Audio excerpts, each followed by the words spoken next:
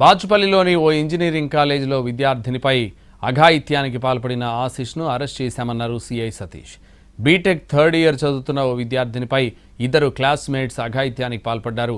మత్తు పదార్థం ఇచ్చి ఓయో రూమ్కు తీసుకెళ్లి రేప్ అత్యాచారం చేశారు. బాధితురాలు స్పృహలో లేనప్పుడు ఫోటోలు వీడియోలు తీసి బ్లాక్మెయిల్ చేశారని ఫిర్యాదులో పేర్కొంది. ప్రస్తుతం ప్రవీణ్ పరారీలో ఉన్నాడని సీఐ చెబుతున్నారు. ఆశిష్ ఫోన్ సీజ్ చేసి ఫోరెన్సిక్ ల్యాబ్కు పంపించామంటున్న సీఐ సతీష్తో మా ప్రతినిధి రాధాకృష్ణ ఫేస్ టు ఫేస్.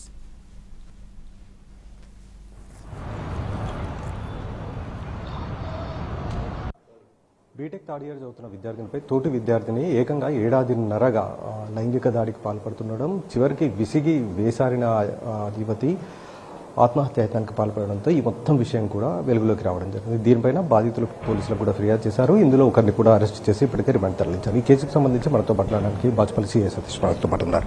ఏంటంటే అసలు ఈ కేసుకు సంబంధించి దాదాపు ఏడాదిన్నరగా అని చెప్తుంది యువతి కంప్లైంట్లో. ఏంటండి వాస్తవాలు ఏంటి అసలు ఈ కేసుకు సంబంధించి? మనకు యాక్చువల్లీ 26 ఫిబ్రవరి రోజు విక్టిమ్ వాళ్ళ మదర్ మనకు కంప్లైంట్ చేయడం జరిగింది. Victim third year student, same కాలేజ్లో చదువుతున్న, సేమ్ ఇయర్ డిఫరెంట్ బ్రాంచ్ అనే అబ్బాయి పేరు ఆశీష్. ఇన్స్టాగ్రామ్లో ఫస్ట్ పరిచయం అవుతారు, తర్వాత లవ్ ప్రపోజ్ చేస్తారు.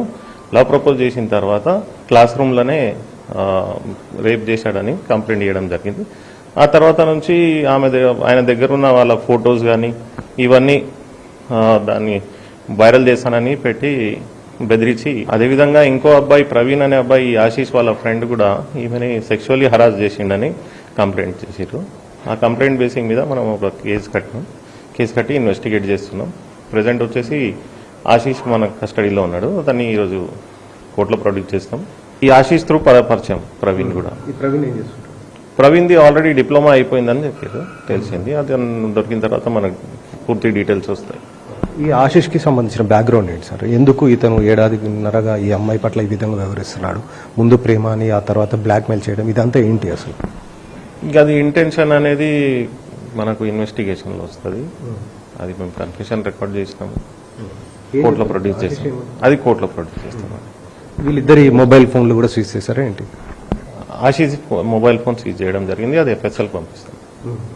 కాలేజ్ వాళ్ళు ఏం చెప్తున్నారు సార్? వాళ్ళ మదర్ ఆరోపిస్తుంది మేనేజ్మెంట్ పట్టించుకోలేదు, దీనికి సంబంధించి తాము చెప్పాము కానీ మాట్లాడలే. కాలేజ్ వాళ్ళతో ఇంకా ఇన్వెస్టిగేషన్ చేయాలి.